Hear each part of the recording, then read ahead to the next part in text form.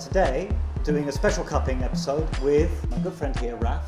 In fact, we'll be trying one of your coffees. So yeah. I'm eager. I've been looking forward to trying your coffee. Hopefully it stands up. So yeah, cupping is a method used to evaluate the quality of coffee. So it's using standard SCAA approved brewing ratios, 55%. It's really important. You can use it at home. 55% of what? So basically it's 55 grams of coffee to 1 litre of water, and we use it as a percentage so that where you can go to Guatemala or Kenya, and if you want to decide about if you're an importer or a buyer and you're looking to get coffee, they will run tables of coffee, and it's the purest way of basically evaluating.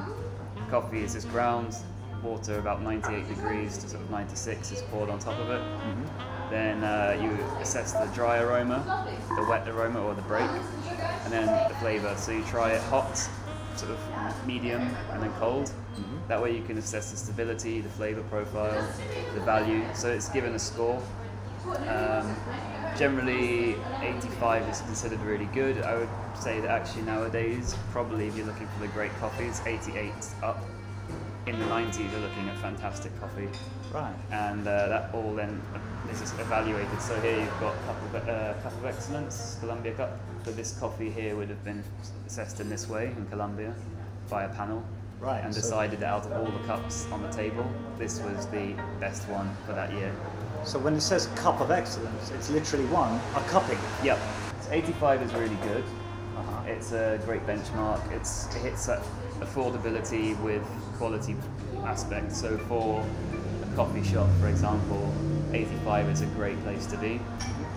Once you start getting over 88, the price gets quite high, and I think few customers would actually want to pay what you need to spend to make that profitable. Right. So it's quite a rare treat to have 90 plus coffees or in a shop. I've been given one from Cast Iron. I've had Cast Iron before. One from Taylor Street. I haven't had Taylor Street, so I'm really looking forward to that. And two you're bringing is one of your own. And tell me about them. Gardelli's a 3-time roasting champion of Italy. He's competed in the World Championships for Brewers Cup as well. And yeah, he spends a lot of time really seeking out interesting beans, trying to really maintain a high quality. So it's a lot of care and attention. I think a few places will probably start getting it soon. There's a bit which is from myself, which is a little filter roast just thrown together, which is from Guatemala. And I try and do it more for sort of friends, really small places, not looking to sort of push out retail anywhere particularly. I try and roast for like my competition if I've got that coming up, or for people who are looking for something interesting. Cast Iron. Cast Iron first. Great people. Yeah. I've had a lot of good contact with them and really enjoyed the coffees. At the coffee festival, they had 3 from one farm, I think. Yes, different ways. Panama. I believe that was it, yes. One of the family members has a sister out there. Fine. This is completely different. Yeah, it's a really powerful natural on that one.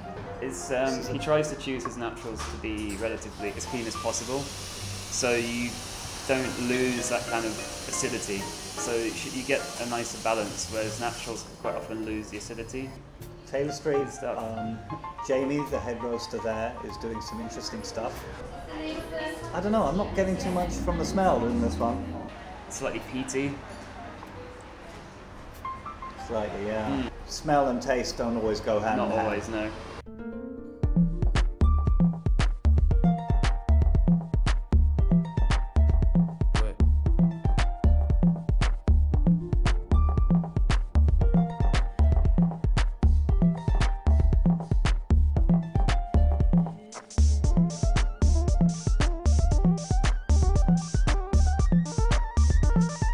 So we've got to sort of 4 minutes, I believe, so we should now break. What I know is you break the surface and smell. Yeah, so usually three movements, not going deeper than about halfway. You don't want to agitate the bottom.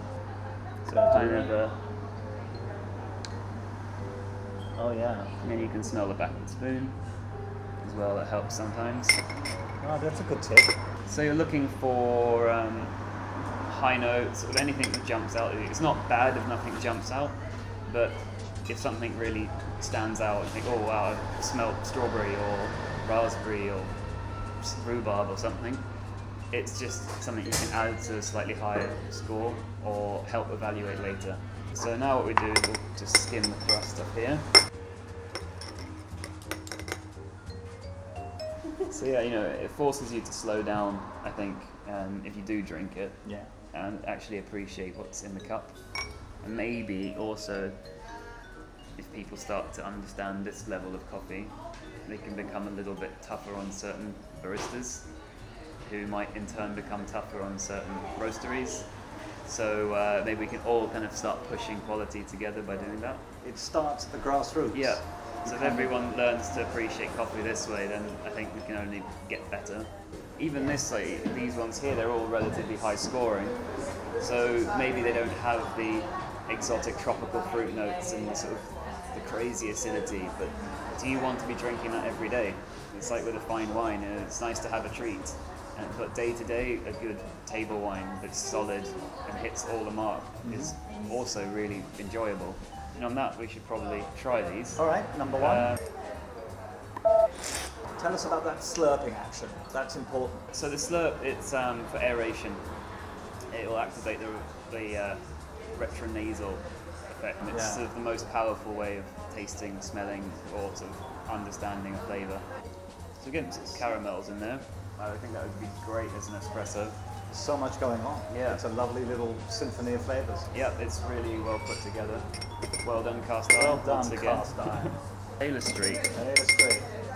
It's a very sort of classic Rwandan taste in there. And what would you denote as the classic Rwandan flavour notes? They have a sort of slight earthiness, sort of like a baker's chocolate.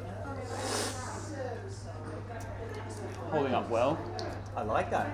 It's got some of the butteriness that I was tasting earlier. Yeah, and I guess now we hit the natural, it's only fair. There you go, super clean for a natural. It's not boozy at all. You get really bright acidity in there, which is great.